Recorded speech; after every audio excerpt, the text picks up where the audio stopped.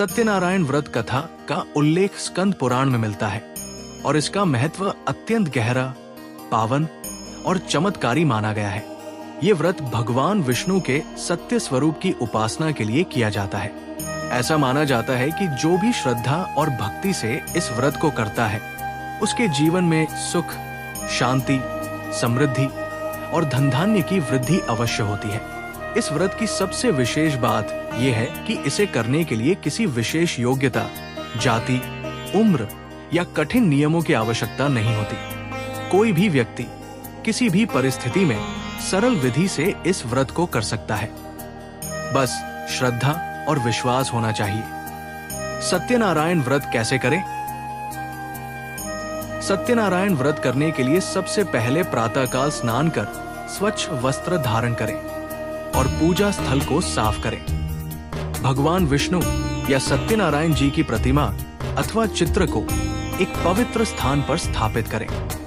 इस व्रत को पूर्णिमा या एकादशी के दिन करना सबसे शुभ माना जाता है, लेकिन इसे किसी भी शुभ अवसर पर किया जा सकता है। दिन में दोपहर या शाम के समय सत्यनारायण व्रत कथा और पूजन करना अत्यंत शुभ और फलदायक माना गया है। पूजा से पहले संकल्प लिया जाता है कि ये व्रत श्रद्धा और भक्ति भाव से किया जा रहा है। संकल्प लेने के बाद एक कलश में जल भरकर उसमें आम के पत्ते डालें और उसके ऊपर नारियल रखें, जिसे भगवान विष्णु का प्रतीक माना जाता है। इसके बाद भगवान सत्यनारायण की पूजा की जाती है, जिसमें उन्हें चंदन, अक्षत, फूल, धूप, दीप और नैवेद्य अर्पित किया जाता है। विशेष रूप से तुलसी के पत्ते भगवान विष्णु को अत्यंत प्रिय होते हैं, इसलिए पूजा में तुलसी अवश्य शामिल करें। पूजा के बाद सत्यनारायण व्रत कथा का पाठ किया जाता है। ये कथा 5 अध्यायों में विभाजित होती है, जिसमें सत्य, धर्म और भक्ति की महिमा का वर्णन किया गया है। कथा के दौरान भगवान विष्णु के सत्य स्वरूप और उनकी कृपा से भक्तों के जीवन में आए चमत्कारी बदलावों का उल्लेख मिलता है। कथा समाप्त होने के बाद भगवान की आरती की जाती है। इसके बाद पंचामृत से भगवान का अभिषेक किया जाता है, जिसमें दूध, दही, घी, शहद और शक्कर मिलाई जाती है। पूजा के दौरान विशेष प्रसाद के रूप में गेहूं के आटे, गुड़, घी और केले से तैयार कसार या हलवे का भोग लगाया जाता है। पूजा पूर्ण होने के बाद प्रसाद सभी भक्तों और परिवारजनों में वितरित किया जाता है। ऐसा करने से व्रत का फल और अधिक प्रभावशाली होता है और भगवान की कृपा पूरे परिवार पर बनी रहती है। ये व्रत करने से जीवन में सुख, शांति और समृद्धि का संचार होता है। सत्यनारायण व्रत केवल एक धार्मिक अनुष्ठान नहीं, बल्कि एक आध्यात्मिक साधना भी है, जो जीवन को सकारात्मक ऊर्जा और सफलता से भर देता है। आइए अब सत्यनारायण व्रत कथा आरंभ करते हैं। पहला अध्याय। एक समय नैमिषारण्य तीर्थ में शौनकादि 88,000 ऋषियों ने श्री सूत जी से कहा, हे प्रभु, इस कलयुग में वेद विद्या रहित मनुष्यों को प्रभु भक्ति किस प्रकार मिलेगी तथा उनका उद्धार कैसे होगा? मुनि श्रेष्ठ, कोई ऐसा व्रत कहिए जिससे थोड़े समय में पुण्य प्राप्त होवे तथा मनवांछित फल मिले। ऐसी कथा सुनने की हमारी इच्छा है। सर्वशास्त्र ज्ञाता श्री सूत जी बोले, वैष्णवों में पूज्य, आप सबने प्राणियों के हित की बात पूछी है। अब मैं उस श्रेष्ठ व्रत को आप लोगों से कहूंगा, जिस व्रत को नारद जी ने लक्ष्मी नारायण भगवान से पूछा था और लक्ष्मीपति ने मुनिश्रेष्ठ नारद जी से कहा था। सो ध्यान से सुनो। एक समय योगीराज नारद जी दूसरों के हित की इच्छा से अनेक लोकों में घूमते हुए मृत्यु लोक में आ पहुंचे। यहाँ अनेक योनियों में जन्मे हुए प्राय सभी मनुष्यों को अपने कर्मों के अनुसार अनेकों दुखों से पीड़ित देखकर सोचा, किस व्रत के करने से निश्चय ही प्राणियों के दुखों का नाश हो सकेगा। ऐसा मन में सोचकर विष्णुलोक को गए। वहां श्वेत वर्ण और 4 भुजाओं वाले देवों के ईश नारायण को देखकर, जिनके हाथों में शंख, चक्र और गदा तथा वो वरमाला पहने हुए थे, उनकी स्तुति करने लगे। हे भगवान, आप अत्यंत शक्ति से संपन्न हैं। मन तथा वाणी भी आपको नहीं पा सकती। आपका आदि, मध्य और अंत भी नहीं है। आपको मेरा नमस्कार है। नारद जी से इस प्रकार की स्तुति सुनकर विष्णु भगवान बोले, मुनिश्रेष्ठ, आपके मन में क्या है? आपका किस काम के लिए आगमन हुआ है? निसंकोच कहें। तब नारद मुनि बोले, मृत्युलोक में सब मनुष्य जो अनेक योनियों में पैदा हुए हैं, अपने अपने कर्मों के द्वारा अनेक प्रकार के दुखों से दुखी हो रहे हैं। नाट, यदि आप मुझ पर दया रखते हो तो बतलाइए कि उन मनुष्यों के सब दुख थोड़े से ही प्रयत्न से कैसे दूर हो सकते हैं। श्री विष्णु भगवान जी बोले, हे नारद, मनुष्यों की भलाई के लिए तुमने बहुत अच्छी बात पूछी है। जिस काम के करने से मनुष्य मोह से छूट जाता है वो मैं कहता हूं। सुनो, बहुत पुण्य देने वाला, स्वर्ग तथा मृत्युलोक दोनों में दुर्लभ एक उत्तम व्रत है। आज मैं प्रेमवश होकर तुमसे कहता हूं। श्री सत्यनारायण भगवान का ये व्रत अच्छी तरह विधि पूर्वक करके मनुष्य धरती पर आयु पर्यंत सुख भोगकर मरने पर मोक्ष को प्राप्त होता है। श्री भगवान के वचन सुनकर नारद मुनि बोले, हे भगवान, उस व्रत का फल क्या है? क्या विधान है और किसने ये व्रत किया है और किस दिन ये व्रत करना चाहिए? विस्तार से कहिए। विष्णु भगवान बोले, नारद, दुख, शोक आदि को दूर करने वाला, धन धान्य को बढ़ाने वाला, सौभाग्य तथा संतान को देने वाला, ये व्रत सब स्थानों पर विजयी करने वाला है। भक्ति और श्रद्धा के साथ किसी भी दिन मनुष्य श्री सत्यनारायण की प्रातः काल के समय ब्राह्मणों और बंधुओं के साथ धर्मपरायण होकर पूजा करे। भक्ति भाव से नैवेद्य, केले का फल, शहद, घी, दूध और गेहूं का आटा सवाया लेवे और सब पदार्थों को भगवान के अर्पण कर बंधुओं सहित ब्राह्मणों को भोजन करावे। तत्पश्चात स्वयं भोजन करे।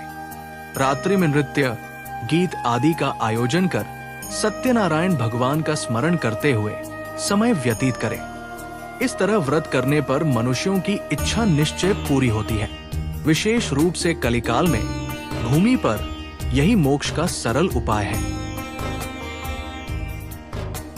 दूसरा अध्याय। सूत जी बोले, ऋषियों, जिसने पहले समय में इस व्रत को किया है उसका इतिहास कहता हूं। ध्यान से सुनो। सुंदर काशीपुरी नगरी में एक अत्यंत निर्धन ब्राह्मण रहता था। वो भूख और प्यास से बेचैन हुआ नित्य पृथ्वी पर घूमता था। ब्राह्मणों से प्रेम करने वाले भगवान ने ब्राह्मण को दुखी देखकर वृद्ध ब्राह्मण का रूप धारण कर उसके पास जा आदर के साथ पूछा, हे विप्र, तुम नित्य दुखी हुए पृथ्वी पर क्यों घूमते हो? ये सब मुझसे कहो, मैं सुनना चाहता हूं। ब्राह्मण बोला, मैं निर्धन हूं, भिक्षा के लिए पृथ्वी पर फिरता हूं। भगवान, यदि आप इससे छुटकारा पाने का कोई उपाय जानते हो तो कृपा कर मुझे बताएं। वृद्ध ब्राह्मण बोला, हे विप्र, सत्यनारायण भगवान मन वांछित फल देने वाले हैं, इसलिए तुम उनका पूजन करो, जिसके करने से मनुष्य सब दुखों से मुक्त हो जाता है। ब्राह्मण को व्रत का सारा विधान बतलाकर वृद्ध ब्राह्मण का रूप धारण करने वाले सत्यनारायण भगवान अंतर ध्यान हो गए। जिस व्रत को वृद्ध ब्राह्मण ने बतलाया है मैं उसको करूंगा। ये निश्चय करने पर उसे रात में नींद भी नहीं आई। सवेरे उठ सत्यनारायण के व्रत का निश्चय कर भिक्षा के लिए चला। उस दिन उसको भिक्षा में बहुत धन मिला, जिससे बंधु बांधवों के साथ उसने सत्यनारायण भगवान का व्रत किया। इसके करने से वो ब्राह्मण सब दुखों से छुटकर अनेक प्रकार की संपत्तियों से युक्त हुआ। उस समय से वो हर मास व्रत करने लगा। इस तरह सत्यनारायण भगवान के व्रत को जो कोई भी करेगा वह मनुष्य सब दुखों से छूट जाएगा। ऋषि बोले, मुनीश्वर, संसार में इस ब्राह्मण से सुनकर किस किस ने इस व्रत को किया, हम वो सब सुनना चाहते हैं। इसके लिए हमारे मन में जिज्ञासा है। सूत जी बोले, हे मुनियों, जिस जिसने इस व्रत को किया है वो सब सुनो। एक समय जब वो ब्राह्मण धन और ऐश्वर्य के अनुसार बंधु बांधवों के साथ व्रत करने को तैयार हुआ, उसी समय एक लकड़ी बेचने वाला वृद्ध आदमी आया और बाहर लकड़ियों को रखकर ब्राह्मण के मकान में गया। प्यास से दुखी लकड़हारा उनको व्रत करते देखकर ब्राह्मण को नमस्कार कर कहने लगा, आप ये क्या कर रहे हैं? इसके करने से क्या फल मिलता है? कृपा करके मुझको बताइए। ब्राह्मण ने कहा, सब मनोकामनाओं को पूरा करने वाला ये सत्यनारायण भगवान का व्रत है। इसकी ही कृपा से मेरे यहाँ धन धान्य आदि की वृद्धि हुई है। ब्राह्मण से इस व्रत के बारे में जानकर लकड़हारा बहुत प्रसन्न हुआ। चरणामृत ले प्रसाद खाने के बाद अपने घर को गया। अगले दिन लकड़हारे ने अपने मन में इस प्रकार का संकल्प किया कि आज ग्राम में लकड़ी बेचने से जो धन मिलेगा उसी से सत्यनारायण देव का उत्तम व्रत करूंगा। ये मन में विचार कर वो वृद्ध आदमी लकड़ियां अपने सिर पर रखकर जिस नगर में धनवान लोग रहते थे ऐसे सुंदर नगर में गया। उस दिन वहां पर उसे उन लकड़ियों का दाम पहले दिनों से चौगुना मिला। तब वो वृद्ध लकड़हारा दाम ले और अति प्रसन्न होकर केले, शक्कर, घी, दूध, दही और गेहूं का चूर्ण इत्यादि सत्यनारायण भगवान के व्रत की कुल सामग्रियों को लेकर अपने घर गया। फिर उसने अपने भाइयों को बुलाकर विधि के साथ भगवान का पूजन और व्रत किया। उस व्रत के प्रभाव से वो वृद्ध लकड़हारा धन, पुत्र आदि से युक्त हुआ और संसार के समस्त सुख भोगकर वैकुंठ धाम को चला गया। तीसरा अध्याय। सूत जी बोले, श्रेष्ठ मुनियों, अब आगे की कथा कहता हूं। पहले समय में उल्कामुख नाम का एक बुद्धिमान राजा रहता था। वो सत्यवक्ता और जितेंद्रिय था। प्रतिदिन देवस्थानों पर जाता तथा गरीबों को धन देकर उनके कष्ट दूर करता था। उसकी पत्नी कमल के समान मुख वाली और सती साध्वी थी। पुत्र प्राप्ति के लिए भद्रशिला नदी के तट पर उन दोनों ने सत्यनारायण भगवान का व्रत किया। उस समय वहां एक साधु नामक वैश्य आया। उसके पास व्यापार के लिए बहुत सा धन था। वो नाव को किनारे पर ठहरा कर राजा के पास गया और राजा को व्रत करते हुए देखकर विनय के साथ पूछने लगा, राजन, भक्तियुक्त चित्त से ये आप क्या कर रहे हैं? मेरी सुनने की इच्छा है, सो आप ये मुझे बताइए। राजा बोला, वैश्य, अपने बांधवों के साथ पुत्रादि की प्राप्ति के लिए ये महाशक्तिवान सत्यनारायण भगवान का व्रत व पूजन कर रहा हूं। राजा के वचन सुनकर साधु आदर से बोला, हे राजन, मुझसे इसका सब विधान कहो। मैं भी आपके कथनानुसार इस व्रत को करूंगा। मेरे भी कोई संतान नहीं है और मुझे विश्वास है कि इस व्रत के करने से निश्चय ही होगी। राजा से सब विधान सुन व्यापार से निवृत्त हो वो आनंद के साथ अपने घर को गया। साधु ने अपनी स्त्री को संतान देने वाले इस व्रत को सुनाया और प्रण किया कि जब मेरे संतान होगी तब मैं इस व्रत को करूंगा। साधु ने ऐसे वचन अपनी स्त्री लीलावती से कहे। एक दिन उसकी स्त्री लीलावती भगवान की कृपा से गर्भवती हो गई तथा 10वें महीने में उसके यहाँ एक सुंदर कन्या का जन्म हुआ। दिनों दिन वो इस तरह बढ़ने लगी जैसे शुक्ल पक्ष का चंद्रमा बढ़ता है। कन्या का नाम कलावती रखा गया। तब लीलावती ने मीठे शब्दों में अपने पति से कहा कि जो आपने संकल्प किया था कि भगवान का व्रत करूंगा, अब आप उसे करिए। साधु बोला, हे प्रिय, इसके विवाह पर करूंगा। इस प्रकार अपनी पत्नी को आश्वासन दे वो नगर को चला गया। कलावती पितृगृह में वृद्धि को प्राप्त हो गई। साधु ने जब नगर में सखियों के साथ अपनी पुत्री को देखा तो तुरंत दूत बुलाकर कहा कि पुत्री के वास्ते कोई सुयोग्य वर देख कर लाओ। साधु की आज्ञा पाकर दूत कंचन नगर पहुंचा और वहां पर बड़ी खोज और देखभाल कर लड़की के लिए सुयोग्य वणिक पुत्र को ले आया। उस सुयोग्य लड़के को देखकर साधु ने अपने बंधु बांधवों सहित प्रसन्नचित हो अपनी पुत्री का विवाह उसके साथ कर दिया। किंतु दुर्भाग्य से विवाह के समय भी उस व्रत को करना भूल गया। तब श्री सत्यनारायण भगवान क्रोधित हो गए और साधु को श्राप दिया कि तुम्हें दारुण दुख प्राप्त होगा। अपने कार्य में कुशल साधु वैश्य अपने जमाता सहित समुद्र के समीप स्थित रत्नपुर नगर में गया और वहां दोनों ससुर और जमाई चंद्रकेतु राजा के उस नगर में व्यापार करने लगे। एक दिन भगवान सत्यनारायण की माया से प्रेरित कोई चोर राजा का धन चुराकर भागा जा रहा था।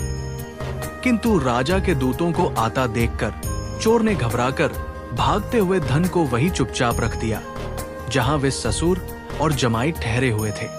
जब दूतों ने उस साधु वैश्य के पास राजा के धन को रखा देखा तो वे दोनों को बांधकर ले गए और राजा के समीप जाकर बोले, हे राजन, ये दो चोर हम पकड़ लाए हैं, देखकर आज्ञा दीजिए। तब राजा की आज्ञा से उनको कठोर कारावास में डाल दिया और उनका सब धन छीन लिया। सत्यनारायण भगवान के श्राप के कारण साधु वैश्य की पत्नी व पुत्री भी घर पर बहुत दुखी हुई। उनके घर पर जो धन रखा था उसको भी चोर चुरा कर ले गए। शारीरिक व मानसिक पीड़ा तथा भूख प्यास से अति दुखित हो अन्न की चिंता में कलावती एक ब्राह्मण के घर गई। वहां उसने सत्यनारायण भगवान का व्रत होते देखा। फिर कथा सुनी और प्रसाद ग्रहण कर रात को घर आई। माता ने कलावती से कहा, हे पुत्री, अब तक कहाँ रही और तेरे मन में क्या है? कलावती बोली, हे माता, मैंने एक ब्राह्मण के घर श्री सत्यनारायण भगवान का व्रत होता देखा है। कन्या के वचन सुनकर लीलावती भगवान के पूजन की तैयारी करने लगी। लीलावती ने परिवार और बंधुओं सहित श्री सत्यनारायण भगवान का पूजन किया और वर मांगा कि मेरे पति और दामाद शीघ्र घर आ जाए। साथ ही प्रार्थना की कि हम सबका अपराध क्षमा करो।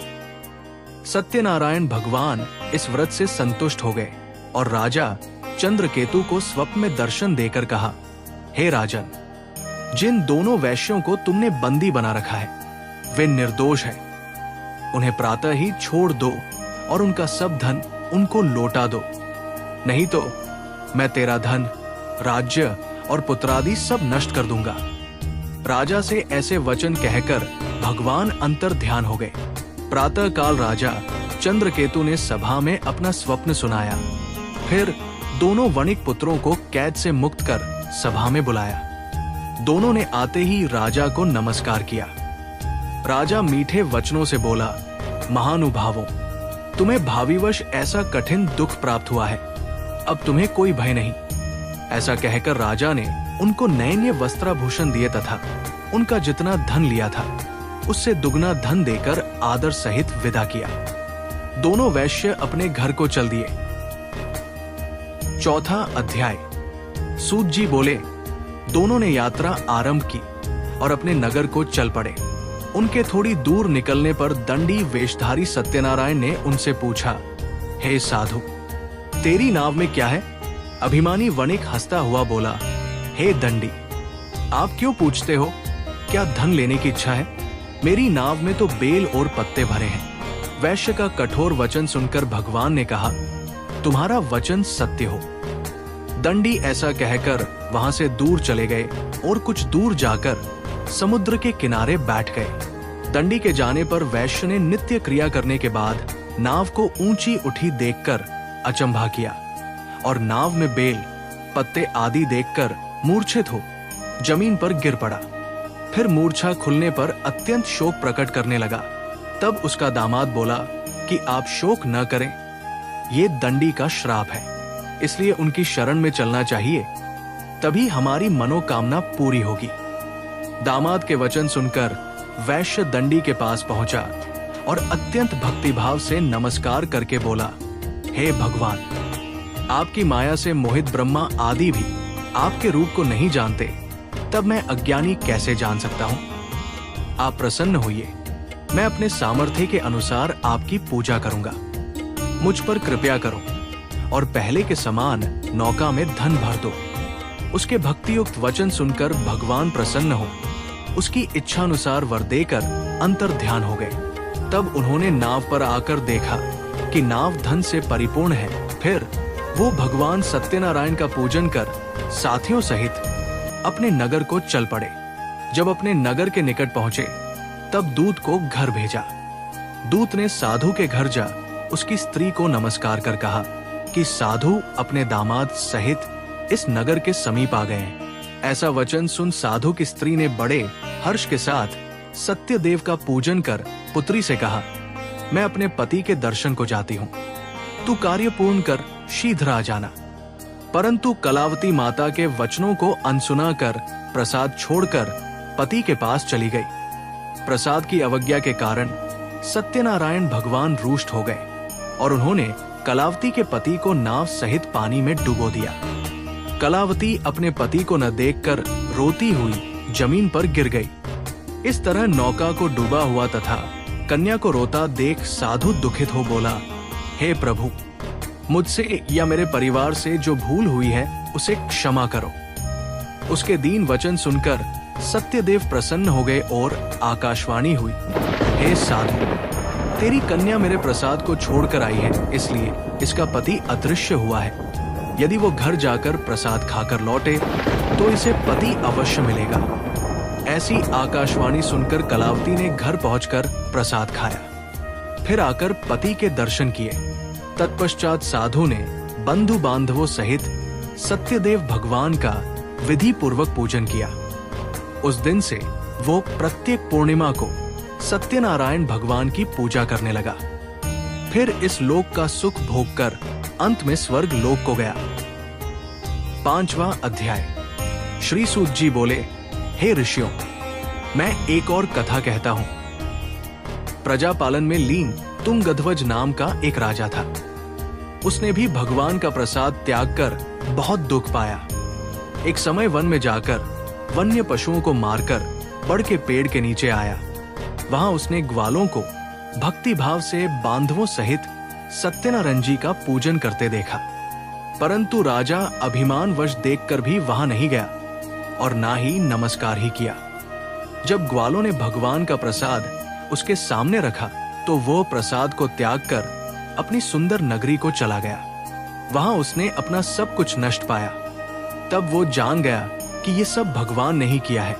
तब वो उसी स्थान पर ग्वालों के समीप गया और विधि पूर्वक पूजन कर प्रसाद खाया तो सत्यदेव की कृपा से पहले जैसा था वैसा ही हो गया। फिर वो राजा दीर्घकाल तक सुख भोग कर मरने पर स्वर्गलोक को गया। जो मनुष्य इस परम दुर्लभ व्रत को करेगा, भगवान की कृपा से उसे धन धान्य की प्राप्ति होगी। निर्धन धनी और बंदी बंधन मुक्त होकर निर्भय हो जाता है। संतानहीनों को संतान की प्राप्ति होती है तथा मनुष्य सब मनोरथ पूर्ण होकर अंत में बैकुंठ धाम को जाता है। जिन्होंने पहले इस व्रत को किया, अब उनके अगले जन्म की कथा कहता हूं। बुद्ध शतानंद ब्राह्मण ने सुदामा का जन्म लेकर मोक्ष को पाया। उल्कामुख नाम का राजा दशरथ होकर बैकुंठ को प्राप्त हुआ। साधु नाम के वैश्य ने मोरध्वज बनकर अपने पुत्र को आरे से चीरकर मोक्ष को प्राप्त किया। महाराज तुंगध्वज स्वयंभू मनु हुए। उन्होंने बहुत से लोगों को भगवान की भक्ति में लीन कर स्वयं मोक्ष प्राप्त किया। श्री सत्यनारायण जी की आरती। इस प्रकार श्री सत्यनारायण व्रत कथा की ये अद्भुत और पवित्र यात्रा यही पूर्ण होती है। इस व्रत की महिमा अपार है। जो भी श्रद्धा, भक्ति और सच्चे मन से इस व्रत को करता है, उसे धन, संतान, सुख और अंत में भगवान के परम धाम की प्राप्ति अवश्य होती है। ये कथा हमें सिखाती है कि अहंकार से विनाश और भक्ति से उद्धार निश्चित है। आइए हम सभी सत्य के इस दिव्य रूप को अपने जीवन में अपनाएं और हर शुभ कार्य से पहले श्रद्धा से सत्यनारायण भगवान की जय कहें। सत्यनारायण भगवान आप सभी पर अपनी कृपा बनाए रखें। यदि आपको ये वीडियो ज्ञानवर्धक और प्रेरणादायक लगा हो तो कृपया इसे लाइक करें और सीक्रेट ऑफ डिवोशन चैनल को सब्सक्राइब करना न भूलें।